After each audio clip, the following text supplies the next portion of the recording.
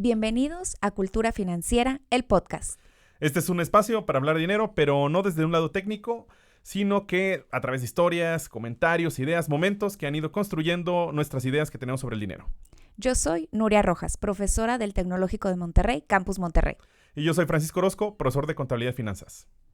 Nuestra meta es hacer de este podcast tu guía para entender el dinero desde otra perspectiva y construir una relación más consciente con tus finanzas, mientras exploramos cómo ha cambiado la moneda con el paso del tiempo, por qué ha tomado distintas formas a lo largo de la historia y qué hay detrás de algo que usamos todos los días, muchas veces sin cuestionarlo.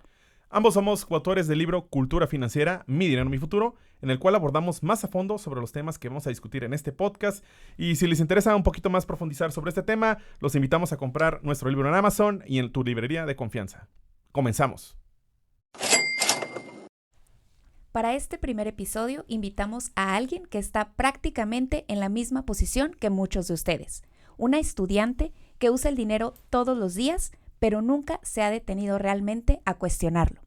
Señores, está con nosotros Marta Marroquín, estudiante del Tecnológico de Monterrey. Marta, ¿cómo estás? Muchas gracias, profesores. Gracias. Y sí, la verdad es que me identifico mucho con eso porque uso el dinero todos los días. Pero si me preguntas realmente por qué funciona, pues no sabría qué contestarles. De hecho, me pasó algo hace poco que me dejó pensando. Yo tenía dinero en mi cuenta. O sea, en teoría sí tenía dinero, pero mi tarjeta no pasaba cuando intentaba pagar. Probablemente era por una falla del sistema o algo así. Entonces, pues al final del día yo no podía pagar. Y ahí fue cuando dije, ok, o sea, tengo dinero, pero no lo puedo usar. Entonces, me di cuenta que el dinero no es solamente tener saldo.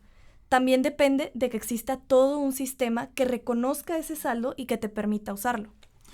Y es que justamente creo que todos nosotros damos por hecho muchas realidades y muchas cosas así, que el dinero está ahí desde siempre y que no hay toda una maquinaria detrás.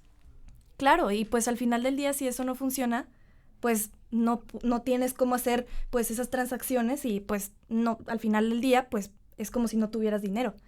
También me pasa que mis papás me dicen que ahorre o que cuide mi dinero, pero a veces sí se me hace difícil verlo así, porque es dinero que no tengo físicamente. Está en una cuenta, en una app, en un número.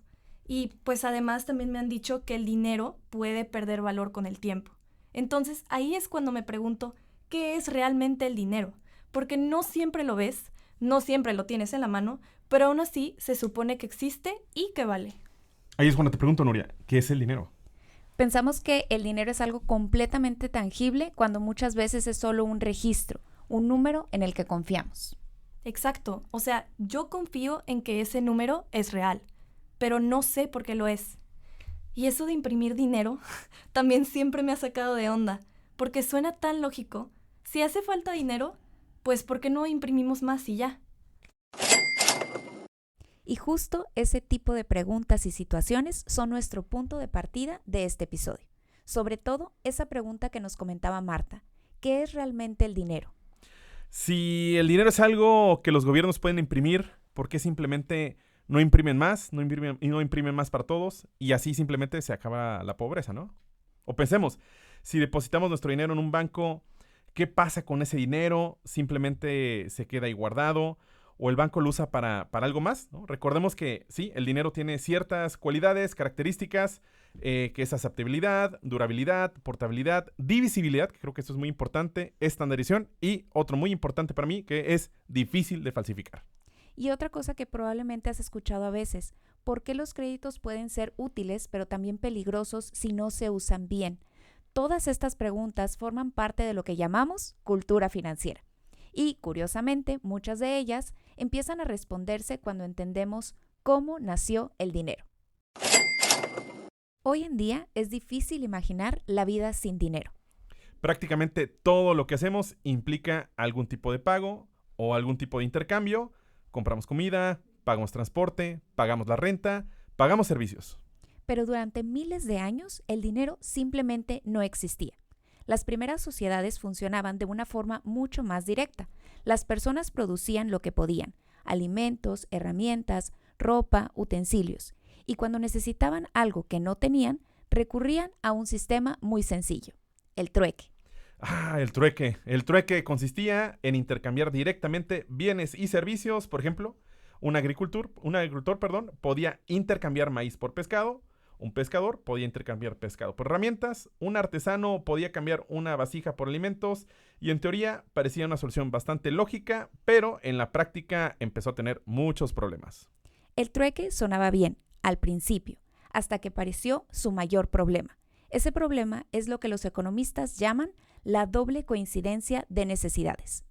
Suena complicado, pero en realidad es muy simple. Para que un intercambio funcione, las dos personas tienen que querer exactamente lo que la otra tiene. Imaginemos esto. Tú tienes trigo, pero necesitas zapatos. Entonces vas con un zapatero, pero el zapatero no quiere trigo. Tal vez lo que él necesita es carne, o herramientas, o tela. Entonces, ahora necesitas encontrar a alguien que quiera trigo y que tenga algo que el zapatero sí quiera. Y en ese momento, un intercambio simple se vuelve un proceso mucho más complicado. Ese fue uno de los principales límites del trueque. Las sociedades comenzaron a darse cuenta de que necesitaban algo que facilitara los intercambios, algo que todos aceptaran, algo que representara valor. Y ahí empezó a surgir la idea del dinero, cuando el valor empezó a tomar otra forma. Ahí es cuando, antes de monedas y los billetes, muchas civilizaciones empezaron a comenzar a utilizar ciertos objetos como referencia para hacer estos intercambios, ¿no? Por ahí tenemos, por ejemplo, la sal, conchas, granos, ganado, metales, y estos objetos tenían algo en común. Las personas reconocían su valor y poco a poco comenzaron a usarlos como intermediarios en los intercambios, y en otras palabras, las personas ya no intercambiaban directamente productos entre sí, sino que ahora utilizaban algo que todos aceptaban. Y ahí aparece una de las ideas más importantes para entender el dinero. El dinero funciona porque confiamos en él. No necesariamente porque el objeto en sí tenga un valor absoluto, sino porque todos aceptamos que representa valor. Vamos a poner un ejemplo más moderno. Para entender esto mejor, pensemos en algo actual. Hoy en día, muchas personas pagan cosas con su teléfono. A veces ni siquiera ven el dinero, solo aparece un número en la pantalla. Sin embargo, todos aceptamos que ese número representa algo de valor. Lo mismo pasa con la tarjeta, o con una transferencia, o incluso con las criptomonedas. El objeto cambia, la tecnología cambia, pero la idea detrás del dinero sigue siendo la misma: representar valor y facilitar intercambios. Y aquí es donde la historia realmente se pone interesante, porque el dinero, antes de convertirse en algo tan cotidiano, fue una solución, una herramienta creada para resolver un problema que el trueque ya no podía manejar. A partir de ahí, las sociedades empezaron a buscar formas cada vez más prácticas para representar este valor. Primero, fueron objetos que muchas personas aceptaban en los intercambios. Después surgieron formas más estandarizadas de este intercambio. Y así, poco a poco, esa idea fue evolucionando. Lo que empezó como una solución simple para facilitar el comercio terminó transformándose en algo mucho más complejo. Con el tiempo, esa evolución dio paso a nuevas formas de dinero que permitieran que el comercio creciera todavía más. Y así comenzaron a aparecer las monedas y más adelante los billetes. Después llegaron los bancos, las cuentas, las tarjetas, las transferencias electrónicas y hoy incluso hablamos de dinero digital y criptomonedas. La forma del dinero ha cambiado muchas veces a lo largo de la historia, pero su función sigue siendo exactamente la misma: facilitar el intercambio de valor entre las personas.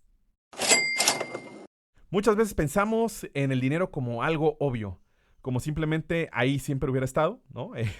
Como si solo fuera parte de una automática cosa en la vida, en el día a día, pero no, el dinero fue una respuesta, fue una solución que las sociedades fueron construyendo para resolver un problema real, y eso importa mucho más de lo que parece. Porque cuando entiendes que el dinero no apareció de la nada, sino que fue evolucionando para facilitar intercambios, empiezas a verlo con otros ojos. Empiezas a entender que el dinero no solo es un objeto, no solo es una moneda, no solamente es un billete, ni siquiera es solo un número en una pantalla. El dinero en el fondo es una herramienta basada en algo muy importante: la confianza. Y es ahí en donde este episodio deja un aprendizaje que va mucho más allá de la historia. Entender el dinero también es empezar a entender por qué existen tantas cosas alrededor de él, por qué existen los bancos, por qué existen los créditos, por qué los gobiernos y los bancos centrales cuidan tanto su emisión y su estabilidad. Y sobre todo, ¿no? Porque después empieza un poco más la complejidad. El por qué temas como la inflación, el ahorro o el endeudamiento no son asuntos muy lejanos, sino que afectan directamente a nuestra vida.